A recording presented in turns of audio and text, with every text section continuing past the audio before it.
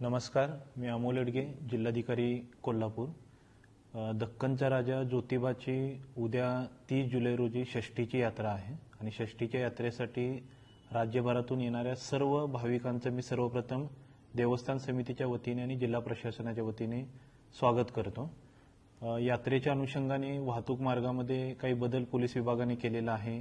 त्यासोबतच रस्त्यावरती आपण नो पार्किंग झोन आपण जाहीर केलेला आहे। तर या सूचनांची सुद्धा सर्व भाविकांनी यात्रेला येण्यापूर्वी नोंद घ्यावी।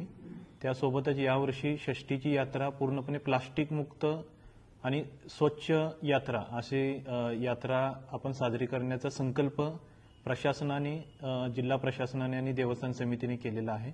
तर माझ्या सर्व भाविकांना नम्र आवाहन आहे की या यात्रेमध्ये प्लास्टिकचा वापर आपण टाळावा।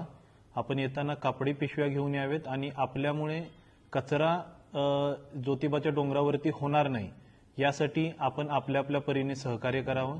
दरवर्षी यात्रेनंतरच्या दुसऱ्या दिवशी ग्रामपंचायतीकडून स्वच्छता करत असताना मोठ्या प्रमाणात प्लास्टिकचा कचरा आणि जो आपण कचरा टाळू शकतो तो निदर्शनास येतो। तर यावर्षी सर्व भाविकांनी सहकार्य करून प्लास्टिक मुक्त यात्रा करण्यासाठी आणि स्वच्छ ज्योतिबा डोंगर ठेवण्यासाठी आपल्या परीने सहकार्य करावे। धन्यवाद।